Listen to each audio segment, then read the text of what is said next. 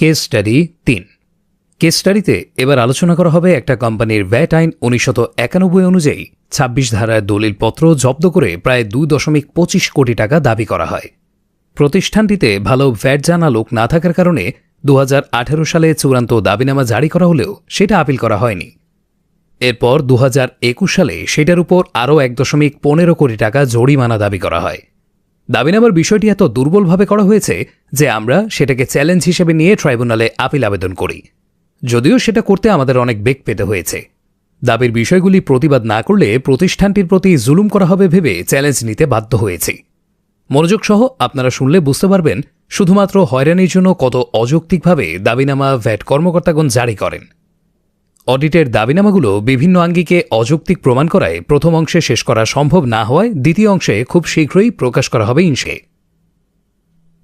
জনাব, উপরোক্ত বিষয় ও সূত্রের আলোকে আপনার সদয় অবগতি ও প্রয়োজনীয় ব্যবস্থা গ্রহণের জন্য জানানো যাচ্ছে, আমাদের কারখানাটি চট্টগ্রাম ও মংলা সমুদ্রবন্দর থেকে অধিক দূর এবং কারখানাটি কোনো নদীর নিকটবর্তী না হওয়ায় শতভাগ আমদানি নির্ভর শিল্পের কাঁচামাল প্রতিষ্ঠানের নামে আমদানি করা সম্ভব হয় না। বিভিন্ন বাণিজ্যিক আমদানিকারকের নিকট থেকে মূসক ১১ চালানের মাধ্যমে আমাদের কাঁচামাল ক্রয় করে থাকি। কারখানায় ব্যবহৃত কাঁচামালসমূহ একমাত্র ট্রাক দ্বারা আনতে হয় বলে পরিণত খরচ বেশি ও একসাথে অধিক পরিমাণ কাঁচামাল সংগ্রহ করা সম্ভব হয় না বলে প্রতিষ্ঠানটিতে ৫০ মেট্রিক টন উৎপাদন ক্ষমতা সম্পন্ন ৪টি মিল, যাহার সর্বমোট উৎপাদন ক্ষমতা ২০০ মেট্রিক টন। প্রয়োজনীয় কাঁচামাল সংগ্রহ ও পরিবহনগত সমস্যার কারণে স্থানীয় চাহিদা বিবেচনায় নিয়ে গুণগত মানের সাথে আপোষ না করে পণ্য উৎপাদন করে থাকি। মূসক আইন ১৯৯১ অনুযায়ী কাঁচামালসমূহের উক্ত অনুপাতে ব্যবহার এবং সঠিক হারে মূল্য সংযোজন দেখিয়ে মূসক ১-এ ভ্যাট বিভাগীয় কর্মকর্তা প এর নিকট মূল্য ঘোষণা দাখিল করা হয়। মূসক আইন প্রতিপালন সাপেক্ষে বিভাগীয় কর্মকর্তার দপ্তর কর্তৃক অনুমোদিত মূল্যের উপরে ১৫% ভ্যাট প্রদান করে সুনামের সহিত ব্যবসা পরিচালনা করে আসছি। আমাদের প্রতিষ্ঠানটি ভ্যাট বিভাগ প এর অধীন, যাহা কাস্টমস এক্সাইজ ও ভ্যাট কমিশনারেট র এর অধীনে। গত ২৩/৪/২০১৬ তারিখ কাস্টমস এক্সাইজ ও ভ্যাট বিভাগ ৯ থেকে কয়েকজন ভ্যাট কর্মকর্তা আমাদের প্রতিষ্ঠানে দলিলাদি যাচাইয়ের লক্ষ্যে হাজির হন এবং বিভিন্ন দলিলাদি পরীক্ষা করা হবে বলে একটা সাদা কাগজে লিস্ট করে সহকারী রাজস্ব কর্মকর্তার স্বাক্ষর প্রদান করে দলিলাদি নিয়ে যান। কপি সংযুক্ত। মূসক আইন ১৯৯১ এর ২৬ ধারা অনুযায়ী দলিলাদি জব্দ করতে হলে কমিশনার মহোদয়ের অনুমতি ও সহকারী কমিশনারের নিচে না হয়ে বা উনার লিখিত অনুমতি ছাড়া রাজস্ব কর্মকর্তা বা সহকারী রাজস্ব কর্মকর্তার স্বাক্ষর করতে পারবেন না। আমাদের দলিলাদি জব্দ করার সময় মূসক আইনের বিধান প্রতিপালন না করে সংযুক্ত তালিকা অনুযায়ী দলিলাদি ৯ এর বিভাগীয় কর্মকর্তার কার্যালয়ে নিয়ে যাওয়ার সময় মূসক আইনের ২৬ ধারা প্রতিপালন সংক্রান্ত কোনো লিখিত আদেশ দেওয়া হয়নি। পরিদর্শন ও দলিলাদি জব্দ করার সময় আমাদের বিভাগীয় অফিস প বা ভ্যাট সার্কেল অফিসের কোনো কর্মকর্তা ছিলেন না। মূসক আইন ১৯৯১ এর বিধি ৭-এর উপবিধি ৩-এর ১-এ পরিষ্কারভাবে বলা আছে যে পণ্য বা দলিলাদি জব্দকালীন সময় মূসক ফরম ৫(২) প্রস্তে তৈরি করে উভয় পক্ষের নাম ও পদবি উল্লেখপূর্বক স্বাক্ষর প্রদান করবেন। মূসক আইন অনুযায়ী আমাদের বিভাগীয় কার্যালয় প এর বিভাগীয় কর্মকর্তার মাধ্যমে আমাদের ভ্যাট সংক্রান্ত সকল কার্যক্রম পরিচালিত হওয়ার কথা, বা কাস্টমস এক্সাইজ ভ্যাট কমিশনারেট র থেকে সরাসরি মূসক আইনের ২৬ ধারায় কার্যক্রম পরিচালনার কথা থাকলেও সেটার কোনো প্রতিফলন এখানে ঘটে নাই। তারপরও আইনের প্রতি সম্মান প্রদর্শন করে আমরা ৯ এর ভ্যাট বিভাগীয় কর্মকর্তার অফিসে সহকারী রাজস্ব কর্মকর্তার সাথে দেখা করি। যেহেতু আমাদের প্রতিষ্ঠান ৯ এর ভ্যাট বিভাগীয় অফিসের অধীনস্থ না হওয়ায় আইন অনুযায়ী সরাসরি পত্র দিতে পারেন না বিধায় একটা সাদা কাগজে স্বাক্ষর প্রদান না করে আমাদের প্রতিষ্ঠানের আরও কিছু প্রয়োজনীয় দলিলাদি দাখিলের কথা বলেন। কপি সংযুক্ত। মূসক আইন অনুযায়ী কোনো প্রতিষ্ঠানে আইনের ২৬ ধারা প্রয়োগ করলে সে সংক্রান্ত কমিশনার মহোদয় কর্তৃক ইস্যুকৃত পত্রটি প্রতিষ্ঠানের প্রতিনিধির নিকট দাখিল করে নাম ও পদবিসহ স্বাক্ষর গ্রহণ করার পর উক্ত প্রতিনিধি আগত কর্মকর্তাদের প্রয়োজনীয় সহযোগিতার ব্যবস্থা গ্রহণ করবেন।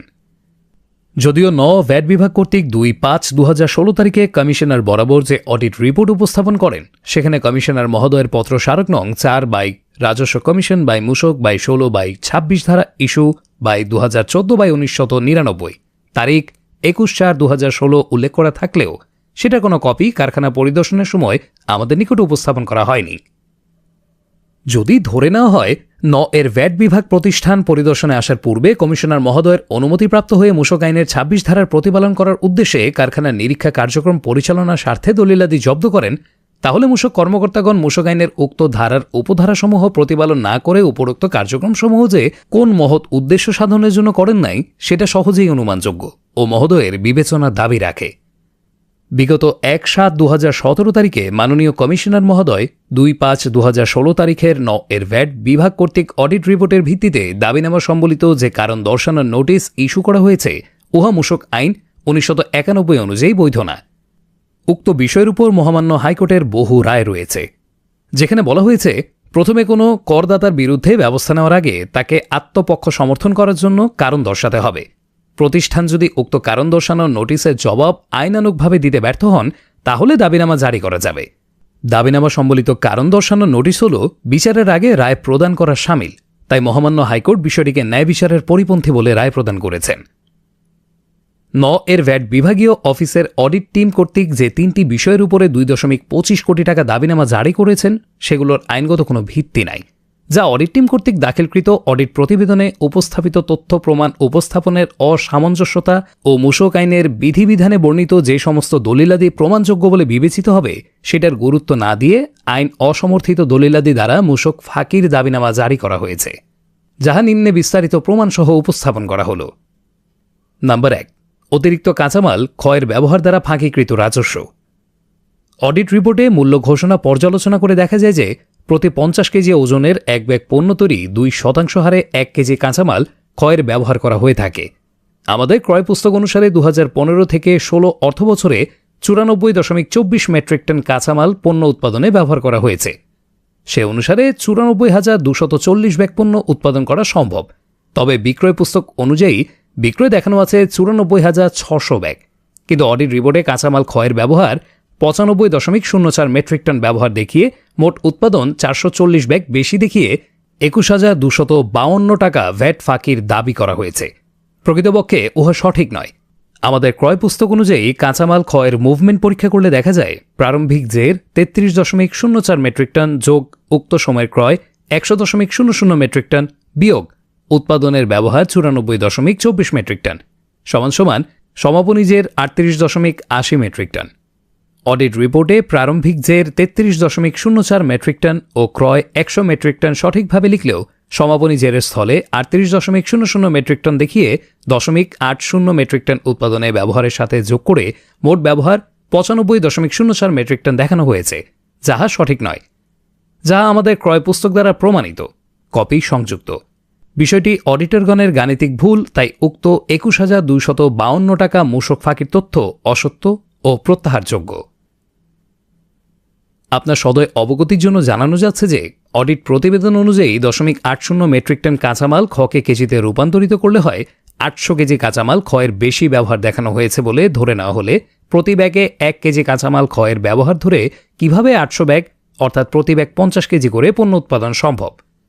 তাহলে বাকি প্রতি ব্যাগে ৪৯ কেজি কাঁচামাল অর্থাৎ ৩৯,২০০ কেজি কাঁচামাল ছাড়া ৮০০ ব্যাগ পণ্য অর্থাৎ প্রতি ব্যাগে ৫০ কেজি উৎপাদন সম্ভব কিনা উহা মহোদয়ের বিবেচনাযোগ্য। মূসক একে ঘোষিত উপকরণের ব্যবহার সামান্য কম বেশি হতে পারে, কারণ এত বেশি পরিমাণ বাল্ক কাঁচামাল উৎপাদনে ব্যবহার করা হয় যা আসলে নিক্তি তোলা দিয়ে মাপা যায় না। তবে কোনো কাঁচামালের ব্যবহার সামান্য কম হলে অন্যটা সামান্য পরিমাণ বেশি ব্যবহার হবে, এতে করে মোট উৎপাদিত মোট ব্যাগের কোনো পার্থক্য হবে না।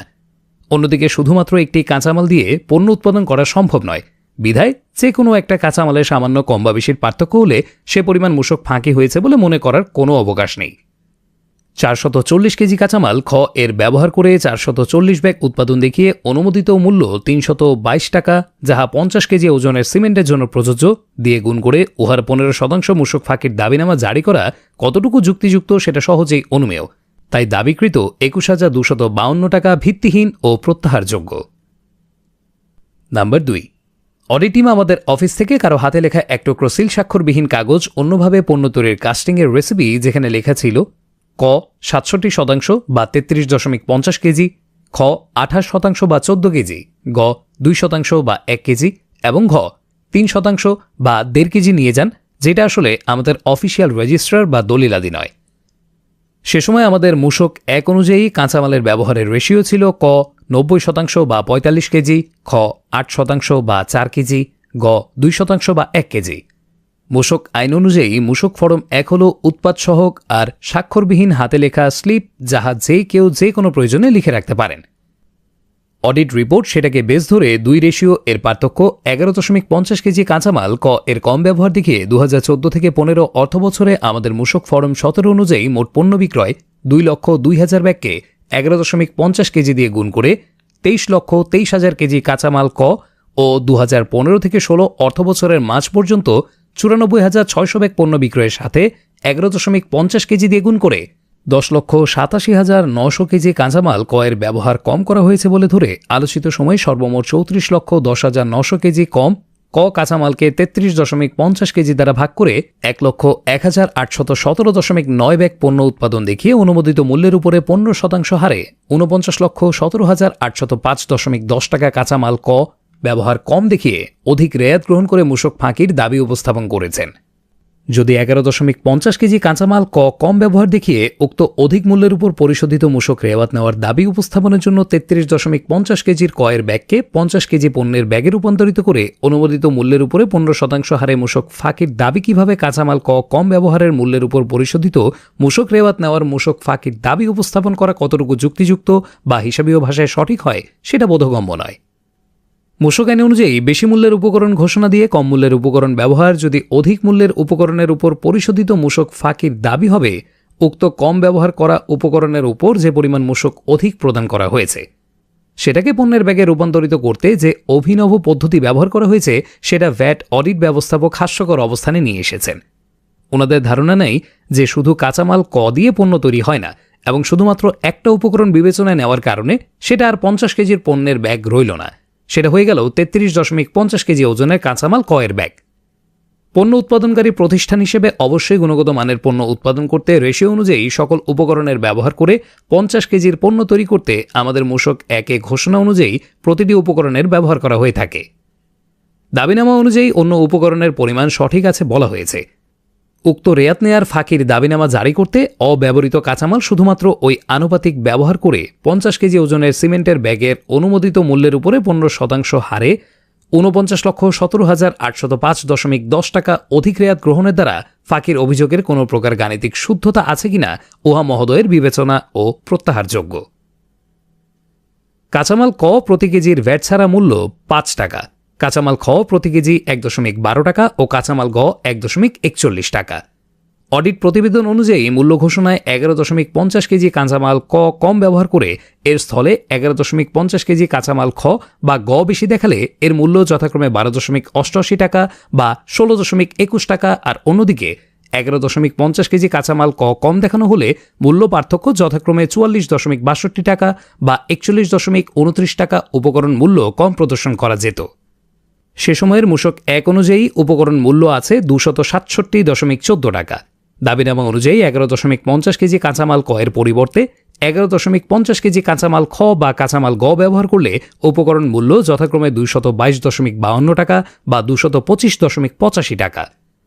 মূসক 1 অনুযায়ী উপকরণ মূল্য 267.14 টাকার উপর 20.54% হারে 54.86 টাকা মূল্য সংযোজন করে বেজ মূল্য 322 টাকা করা হয়েছে। যথানিয়মে আমরা যদি 11.50 কেজি কাঁচামাল ক কম দেখিয়ে সমহারে মূল্য সংযোজন করলে আমাদের বেজ অনুমোদিত মূল্য যথাক্রমে 270.20 টাকা বা 272.21 টাকা, যাতে করে আমাদের প্রতি ব্যাগে যথাক্রমে 7.77 টাকা বা 7.47 টাকা কম ভ্যাট প্রদেয় হতো।